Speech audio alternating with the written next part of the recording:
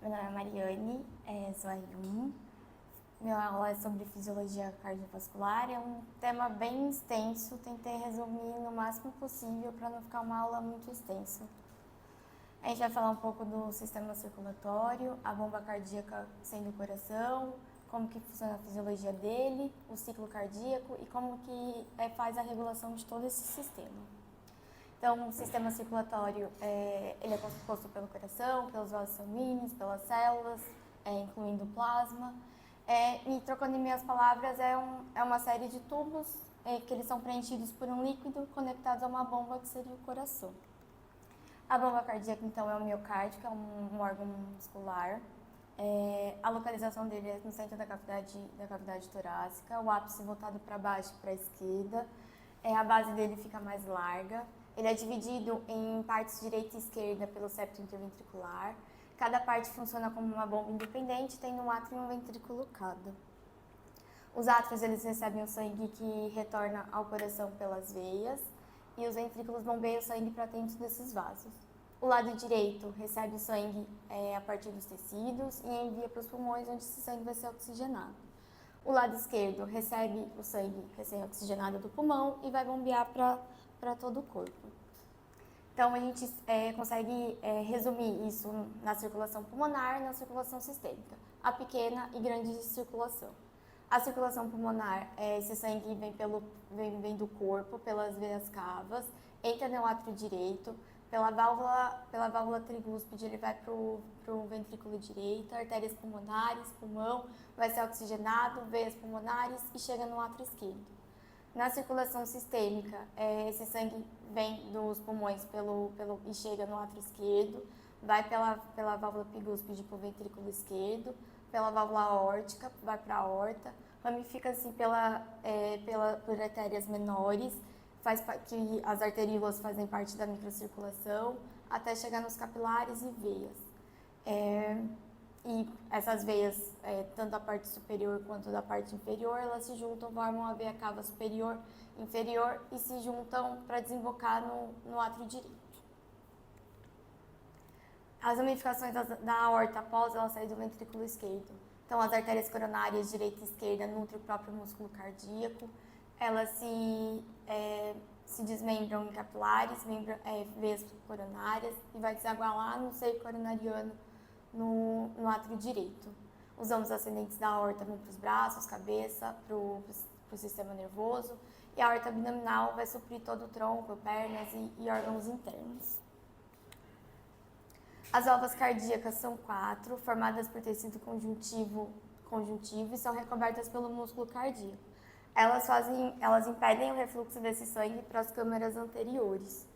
Atuam também como isolante elétrico, bloqueia a maior parte ela impede que transmissões de sinais elétricos de outras partes do coração façam o trabalho dele. O movimento das válvulas ocorre de modo passivo quando o fluxo de sangue aumenta e empurra o sangue para outra câmara. As válvulas atrioventriculares são localizadas entre os átrios e os ventrículos. Elas possuem extensões, que são as cordas tendíneas e os músculos papilares. As cordas tendíneas são tendões, que elas são fixadas tanto no músculo cardíaco quanto nos músculos papilares. E os músculos papilares, eles auxiliam no movimento dessas válvulas, tanto nas válvulas atrioventriculares. Mas eles não têm a capacidade de abrir ou fechar elas, sendo que o trabalho delas é de modo passivo. Então, as duas, elas não são idênticas. Entre o átrio direito e o ventrículo direito tem a válvula trigúspide, que ela é formada por 3 folhetos. Entre o átrio esquerdo e o ventrículo esquerdo tem uma válvula epigúspide ou mitral, que ela é formada por 2 folhetos. E durante a sístole ventricular, essas válvulas precisam permanecer fechadas para que esse sangue não recorra para os átrios. As válvulas semilunares são localizadas entre os ventrículos e as artérias. Cada válvula semilunar tem 3 folhetos e elas não têm aquelas extensões que são as cordas tendíneas e os músculos papilares. Entre o ventrículo direito e a artéria do tronco pulmonar tem a válvula pulmonar e entre o ventrículo esquerdo e a aorta tem a válvula aórtica. essas válvulas precisam estar fechadas durante a diástole para que esse sangue não retorne para os ventrículos. Nós temos 2 tipos de células cardíacas, as células contráteis, que são a maioria, são responsáveis pela capacidade do coração se contrair sem a necessidade de um sinal externo. E as autoexcitáveis, que são especializadas em gerar potenciais de ação espontâneos. O potencial de ação, então, ele se origina nas células marca-passo, que são as células autoexcitáveis, e se propaga pelas células contráteis através das junções comunicantes célula-célula. Essas células contráteis, o potencial de ação delas pode ser dividido em 4 fases. A fase 4 é quando essa membrana está no repouso, aproximadamente com menos, tem até um gráfico aqui, com menos 90 mA. Na fase 0, quando ocorre a despolarização, então os canais de sódio eles se abrem, permitindo a entrada do sódio, que vai despolarizar essa célula. Na fase 1, que é a fase de repolarização, esses canais se fecham e essa célula entra num platô, onde ela não pode mais receber estímulos. Essa célula se torna menos permeável ao potássio e mais permeável ao cálcio. Na fase 3, que é a de repolarização rápida, esses canais de cálcio eles se fecham e aumenta a permeabilidade ao potássio e tudo se inicia novamente. Então aqui ela tá no potencial da membrana e quando ela fica permeável ao sódio, aumenta, essa célula vai chegando na fase 1, que é quando esses canais de sódio se fecham.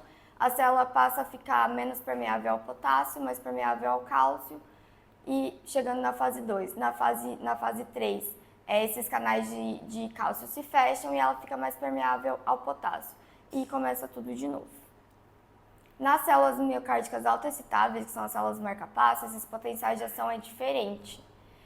Ele precisa chegar num limiar.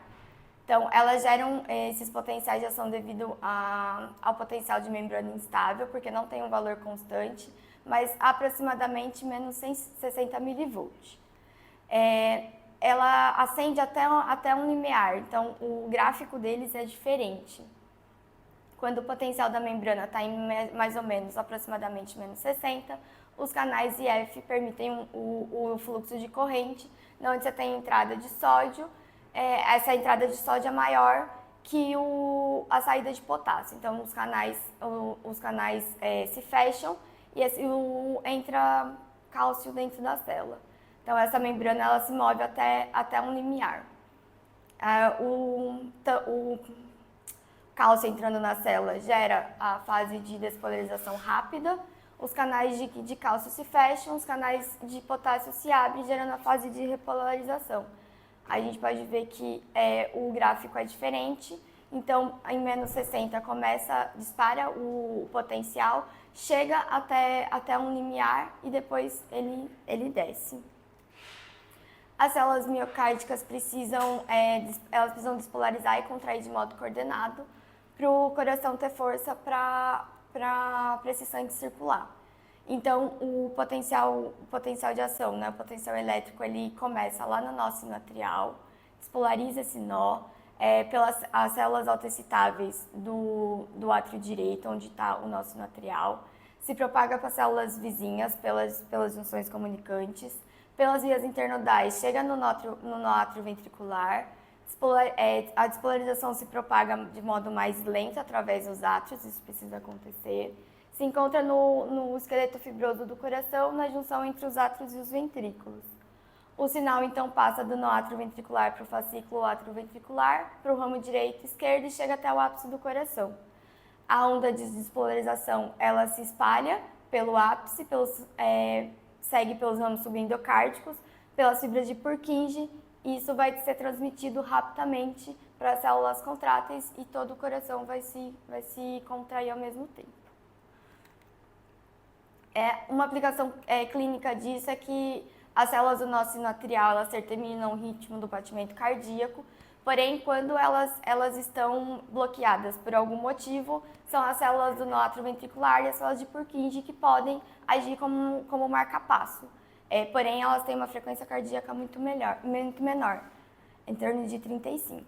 Isso acontece em situações quando tem um bloqueio cardíaco completo, em que o nosso atrial ele dispara, pode até disparar sinais elétricos, mas isso não vai chegar aos ventrículos porque essa condução está bloqueada. O eletrocardiograma reflete a atividade elétrica do coração. Então, ele é dividido em ondas, segmentos e o complexo QRS. Então, a onda P relata a despolarização atrial. O segmento PR, que a gente vai ver alterado quando tem bloqueios. O complexo QRS, que é a despolarização ventricular. E a onda T, que significa a repolarização do ventrículo. Cada ciclo possui duas fases, então a diástole de relaxamento e a sístole de contração. O ciclo cardíaco pode ser dividido em 5 fases. Começa pelo final da diástole ventricular. Os ventrículos que acabaram de se contrair, eles estão relaxados nesse momento e os átrios estão se enchendo de sangue, o sangue vindo das veias cavas. As válvulas atrioventriculares se abrem e esse sangue consegue fluir por gravidade dos átrios para os ventrículos. Então, nesse momento, os ventrículos eles vão se enchendo de sangue. Na fase 2, ocorre o término do enchimento ventricular e ao mesmo tempo que os átrios estão contraindo. Então, tem a contração atrial que empurra o sangue para dentro dos ventrículos. Na fase 3, a gente tem a sístole dos ventrículos. Então, a onda de despolarização ela se move pelas células do nó atrioventricular, pelas células de Purkinje até o ápice do coração, contra as válvulas atrioventriculares, que elas vão se fechar, para que não tenha refluxo de sangue para os átrios. Isso gera a primeira bulha cardíaca, que é o TUM. As válvulas atrioventriculares e as semilunares estão fechadas nesse momento. O sangue nos ventrículos os ventrículos que ainda estão em contração, com essas válvulas fechadas, esse sangue dentro dos ventrículos não tem para onde ir. Então, essa fase é chamada de contração ventricular isovolumétrica, porque o volume dentro dele não se altera. Ao mesmo tempo, os átrios, enquanto os ventrículos estão em contração, eles estão em diástole, né? Quando as pressões dentro deles se tornam inferiores à pressão dentro das veias, esse sangue volta a encher os átrios. O fechamento das válvulas atrioventriculares isola esses átrios, então o enchimento deles independe do que está acontecendo nos ventrículos, por isso são bombas independentes. A fase 4 pode ser chamada de ejeção ventricular. Esses ventrículos que estão se contraindo, eles geram pressão suficiente para abrir as válvulas semilunares que estavam fechadas até então e empurra esse sangue para dentro das artérias, que esse sangue pelo transporte passivo. As válvulas atrioventriculares permanecem fechadas e os átrios ainda continuam se enchendo.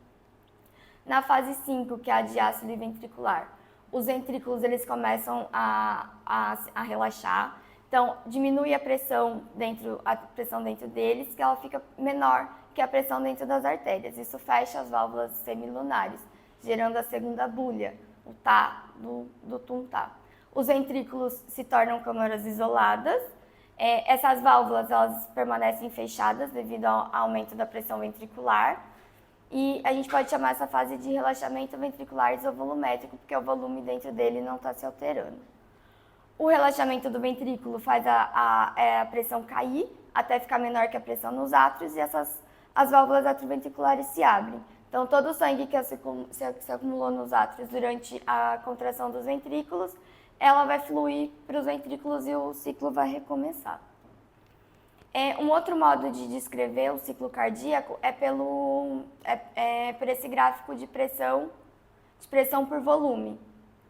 Então, o ciclo começa aqui no A, onde a gente tem a diástole ventricular. Então, os ventrículos eles estão relaxando, enquanto isso os átrios estão se enchendo de sangue.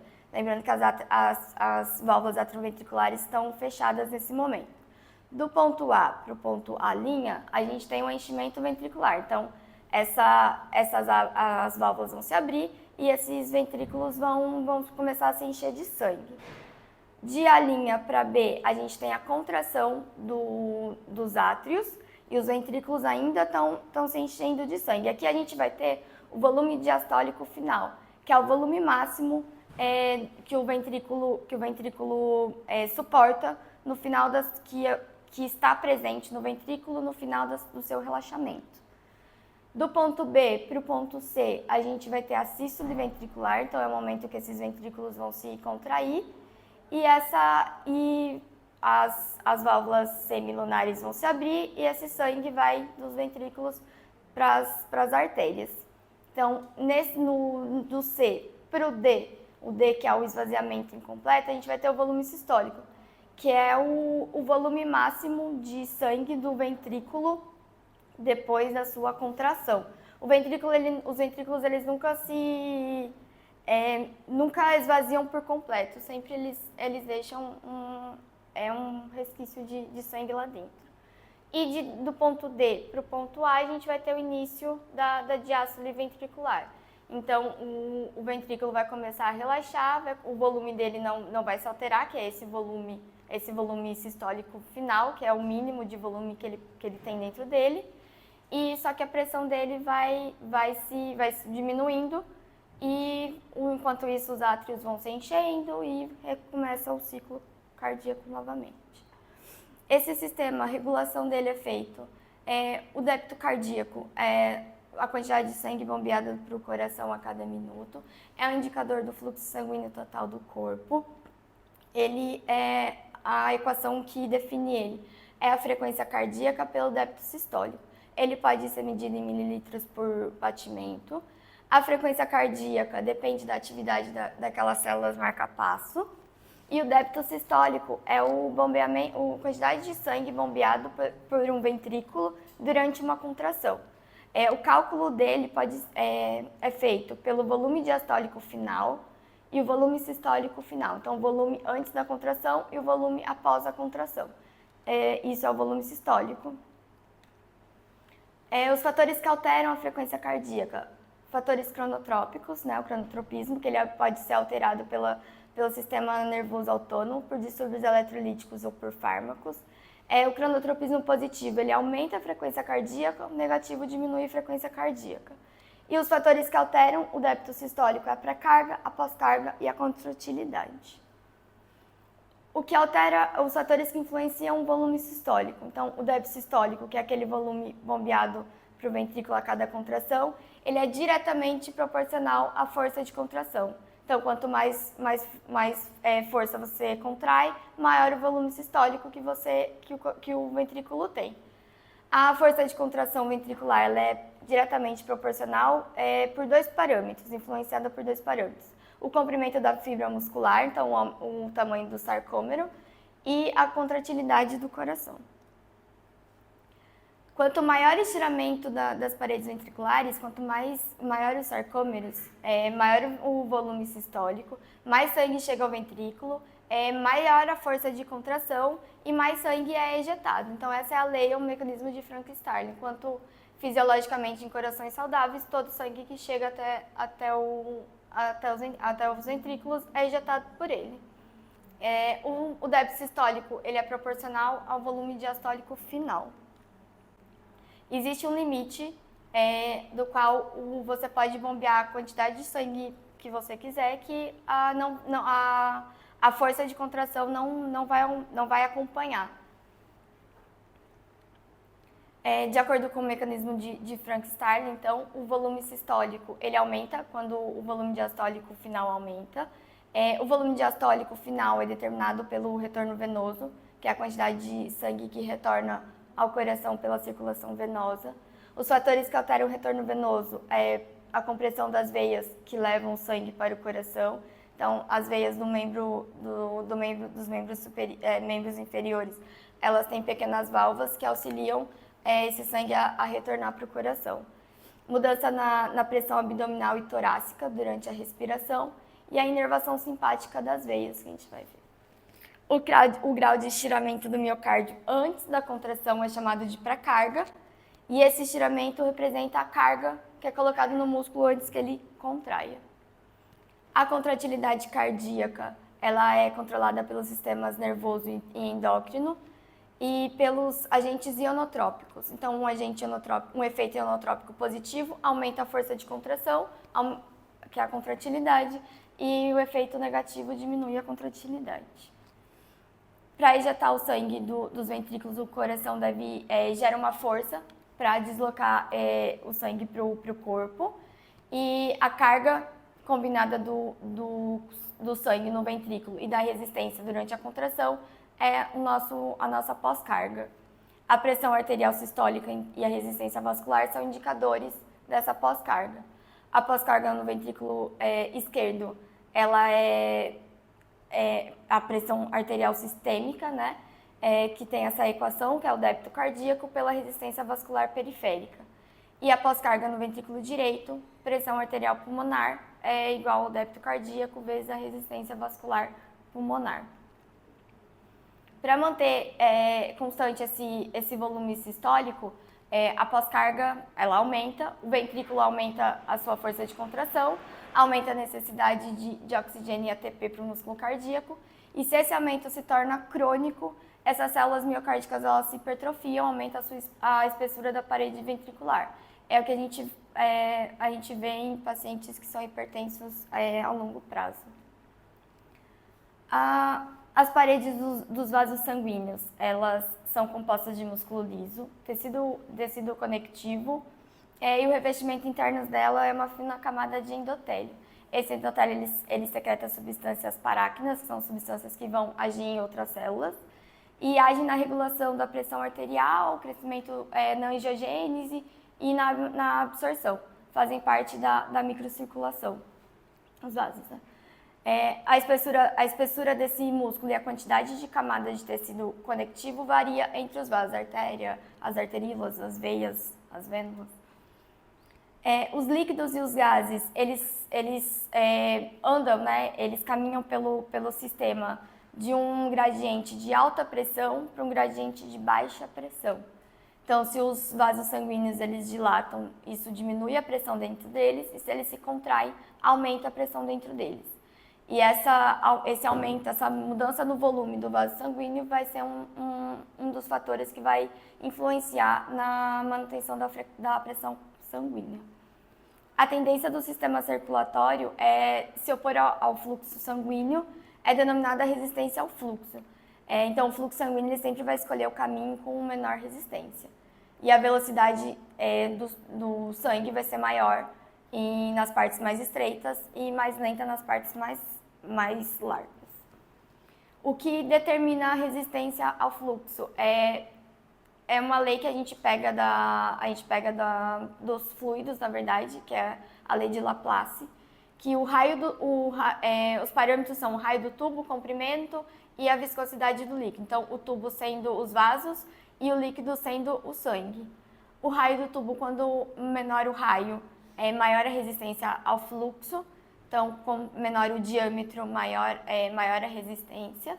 E o comprimento do tubo é diretamente proporcional, assim como a viscosidade. Essa viscosidade, ela entra... o que altera ela as células vermelhas, o plasma e as proteínas plasmáticas também. A diminuição do diâmetro de um vaso é chamada de vasoconstrição e o aumento vasodilatação. A vasoconstrição, então, diminui o fluxo sanguíneo e a vasodilatação aumenta. O sangue, ele sai do coração esquerdo, entra nas artérias sistêmicas, então na aorta, e vai por todas, e vai se alterando o seu volume até retornar pelas veias. Então, essas artérias sistêmicas, elas são elásticas, expansíveis e são o nosso reservatório de pressão. Mantém o fluxo sanguíneo durante o relaxamento. A pressão produzida pela contração do ventrículo esquerdo, ela é estocada na parede dessas artérias. Das artérias, a gente vai ver as arteríolas, que ela faz resistência à saída do fluxo. Distribui o fluxo aos tecidos individuais por contração e dilatação. E são locais de resistência variável. Então, isso aqui tudo faz parte da microcirculação. O diâmetro da arteriolar é regulado pelas concentrações de oxigênio nos tecidos, pelo sistema nervoso autônomo e pelos hormônios. O sangue flui para dentro de capilares, que são nossos menores vasos do sistema. Ele tem epitélio permeável, onde ocorrem as trocas com o meio extracelular. As veias, elas atuam como um reservatório de volume. Então, esse sangue, as veias é onde a gente tem a maior parte do volume sanguíneo. Então, se tiver alguma alteração de pressão, essas veias, elas conseguem alterar o volume sanguíneo para tentar mandar volume para a circulação. O fluxo sanguíneo, ele obedece a essa regra dos fluidos, então ele é diretamente proporcional ao gradiente de pressão e inversamente proporcional à resistência existente nos vasos. A pressão arterial é muito maior nas artérias do que nas veias, devido à resistência do fluxo que os vasos oferecem e o atrito com as células sanguíneas.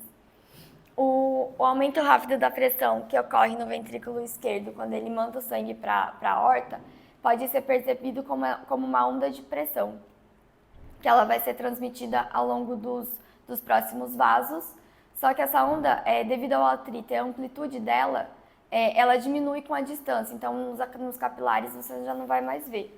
E essa pressão de pulso é definida pela pressão sistólica menos a diastólica. As veias abaixo do coração, elas precisam fazer o sangue fluir, né, voltar para o coração. Então, esse movimento é chamado de retorno venoso. Então, essas veias, elas têm até aquelas válvulas para auxiliar. Auxiliado por válvulas, pela bomba musculoesquelética, que é o próprio músculo, e pela bomba respiratória. A pressão arterial, ela é um balanço entre o fluxo de sangue que entra e o fluxo de sangue que sai das artérias. Se entra mais sangue do que sai, aumenta o volume dentro das artérias, isso aumenta a pressão arterial média. O fluxo arterial dentro da aorta é igual ao débito cardíaco do ventrículo esquerdo. Se sai mais sangue do que entra, diminui o volume sanguíneo, diminui a pressão arterial média, e esse fluxo sanguíneo fora das artérias, ele é influenciado pela resistência periférica, que é definido como a resistência do fluxo oferecida pelas arteríolas. Resumindo, a pressão arterial média, ela é proporcional ao débito cardíaco e essa resistência dentro das arteríolas. O débito cardíaco, então, se a gente aumenta o débito cardíaco, o coração bombeia mais sangue para dentro das artérias. Se a resistência ao fluxo não muda, o fluxo para dentro da artéria fica maior do que para fora. Então, aumenta o volume sanguíneo nas artérias, aumentando a pressão arterial. Se o débito cardíaco permanece, não se altera, mas se a resistência periférica aumenta, o fluxo dentro das artérias não altera, mas o fluxo para fora diminui. E isso faz o sangue se acumular nas artérias, aumentando a pressão arterial. Então, os fatores que influenciam na pressão arterial é o volume sanguíneo, que é determinado pela ingestão de líquidos, e pela perda. Essa perda pode ser, pode ser passiva, né? Ou regulada pelos hormônios do rim, por alguns hormônios do rim. E pode ser também pelo débito cardíaco, o volume sistólico, o diâmetro das arteríolas, que faz a vasodilatação e a vasoconstrição, e o diâmetro nas veias. A compensação do volume sanguíneo é dada pela resposta dos rins e do sistema circulatório. Então, se a gente tem um aumento do volume sanguíneo, a pressão está alta, o que a gente vai fazer? A resposta rápida é dada pelo sistema circulatório, então faz vasodilatação, diminuição do débito cardíaco, isso diminui a pressão arterial até ela voltar ao normal. E a resposta lenta é dada pela compensação dos rins, que é a excreção de líquidos para diminuir o volume sanguíneo total. A resistência dentro das arteríolas é influenciada por mecanismos sistêmicos e locais. O controle local, ele ajusta o fluxo sanguíneo conforme as necessidades do tecido. Os reflexos simpáticos são mediados pelo sistema nervoso autônomo. E os hormônios, principalmente, regulam a excreção de sal e água pelos rins. Além disso, o músculo liso vascular tem a capacidade própria de regular o seu estado de contração, num mecanismo chamado autorregulação miogênica. Isso é na ausência do fisiológico. Então, por algum motivo, quando a gente não consegue regular a contração do vaso, o músculo liso tem essa medida.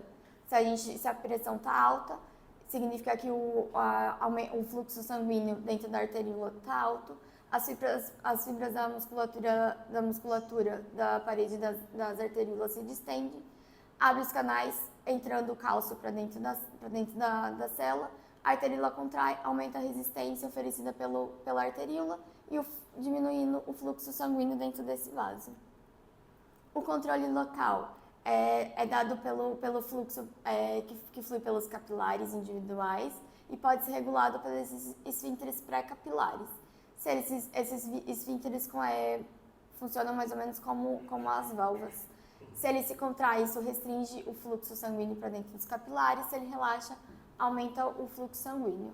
Além disso, essa regulação local também pode ocorrer pela mudança da resistência arteriolar dentro do tecido, por aquelas células paráquinas que vão agir em outra célula. Exemplo disso é o O2, o CO2 e o óxido nítrico, que são secretadas pelo endotélio, pelos quais as arteríolas estão passando. Ou a regulação do sistema autônomo. Então, a noradrenalina dos neurônios simpáticos, ela vai ajudar a manter o tônus nas arteríolas, se ligando aos receptores dos músculos lisos. Isso diminui a liberação simpática de noradrenalina, fazendo as arteríolas dilatarem. A adrenalina, ela circula pelo sangue, se liga aos receptores alfa, reforça a vasoconstrição. Mas esses receptores alfa, eles têm maior afinidade pela nora do que pela adrenalina. Então, a adrenalina, ela se liga a esses receptores beta-2, são encontrados no músculo liso do coração, fígado e as arteríolas do músculo esquelético. Esses receptores, eles não são inervados, então eles respondem à adrenalina, diferente dos alfas que respondem mais à nora do que à adrenalina. Então, a ativação desses receptores causa a vasodilatação. Mas a principal via de controle da pressão arterial média é o reflexo barorreceptor, que são esses mecanorreceptores que são sensíveis ao estiramento, que são chamados de barorreceptores. Eles estão na parede das artérias, das carótidas e da aorta, e eles monitoram a pressão sanguínea que flui, tanto para o cérebro quanto para o corpo. A resposta do barorreceptor é muito rápida, ela pode ser alterada em até 2 batimentos cardíacos. Então, se tiver uma pressão normal, esses barorreceptores, eles disparam um potencial de ação continuamente, a todo momento, tá? Eles estão disparando. Se eles detectam que a pressão está alta, a membrana deles estira, aumenta a frequência de disparos, ativa o centro de controle cardiovascular que fica no bulbo. Em resposta a isso, aumenta a atividade simpática, aumenta a atividade parasimpática, diminuindo a atividade simpática, e isso reduz a atividade do coração e dilata as arteríolas. Se eles detectam uma hipotensão, a frequência dos disparos do receptor diminui e aí a gente tem vasoconstrição. A função ainda pode ser, a função cardiovascular ainda pode ser modulada pelos outros sistemas. Por exemplo, tem os quimiorreceptores arteriais, que são ativados pelos menores níveis de oxigênio, que aumenta o débito cardíaco. O sistema respiratório, que em decorrência disso aumenta a frequência respiratória, que automaticamente vai aumentar o débito cardíaco. Tem o hipotálamo, o hipotálamo e o córtex, que eles vão mediar essas respostas vasculares, regulando a temperatura, o nosso sistema de luta e fuga. E os rins, através dos vários receptores renais, que detectam, se eles detectarem uma hipotensão, faz uma estimulação simpática nos receptores beta-1, libera a enzima renina, converte a angiotensina-gene em angiotensina 1, convertida pela enzima ECA em angiotensina 2, que é vasoconstritor, aumenta a filtração, estimula a secreção de aldosterona, aumenta a retenção de sódio, aumenta o volume, resultando em aumento da pressão arterial. E aonde eu peguei tudo isso?